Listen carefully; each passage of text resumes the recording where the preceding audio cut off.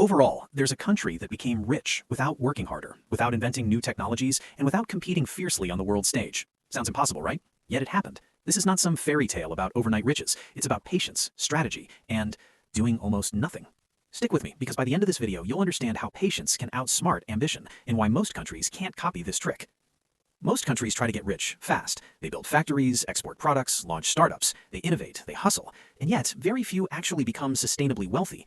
Why? Because wealth isn't just about earning money, it's about keeping it. And here's the part nobody talks about. Oil. Yes, the very thing that usually destroys economies ended up creating one of the richest countries on Earth, but not in the way you think. Typically, oil brings the resource curse. Inflation spikes, industries shrink, politicians overspend, citizens enjoy sudden windfalls, but long-term growth dies quietly.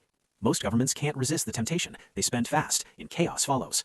But this country, they made a radical choice. They saved almost everything. Not a little. They saved almost everything. So what exactly did they do differently? Instead of splurging on short-term benefits, they created a fund, a sovereign wealth fund. Every penny from oil revenue went straight in. Not a cent for politicians, not a cent for flashy projects. They invested globally. Stocks, bonds, real estate, everything that could grow over time. And they ignored political pressure. Every election, every angry politician, they resisted. They chose the boring path. Boring? Yes, most countries chase flashy projects, building malls, highways, or stadiums. But this country, they let the money sit, quietly growing. No sudden moves, no crazy gambles, just disciplined, boring investing. And over the decades, that discipline multiplied the wealth exponentially. It's a lesson in restraint, a lesson in patience.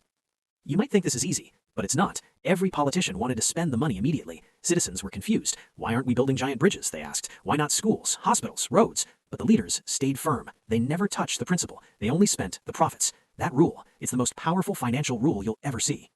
Years passed. The fund grew quietly, steadily. Compounded returns worked like magic. Investors from around the world admired the strategy, but very few understood it. They watched decades pass while most countries chased immediate glory.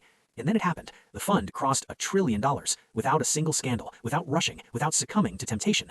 The country became rich by doing nothing flashy, by simply letting patience do the heavy lifting. What's the lesson here? Wealth isn't about speed, it's about discipline. It's about resisting the urge to spend or take shortcuts. Most systems fail because they optimize for today, not for decades ahead. But this country planned long-term. They built a system that outlasts politics, outlasts human impatience, outlasts greed. Sometimes the smartest move isn't action, it's inaction. It's allowing compounding to do its work, letting the rules of finance and time align perfectly. The quiet, boring choice. This is where real wealth is born.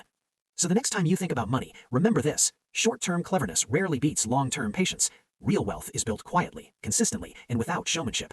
The next time you feel the urge to rush, to chase instant results, pause, study, plan, and let time do its magic. This is why history favors patience over ambition. And if you truly want to understand money beyond headlines, stay curious, think decades ahead, and don't be afraid to do nothing. Because sometimes, the smartest thing you can do is nothing at all.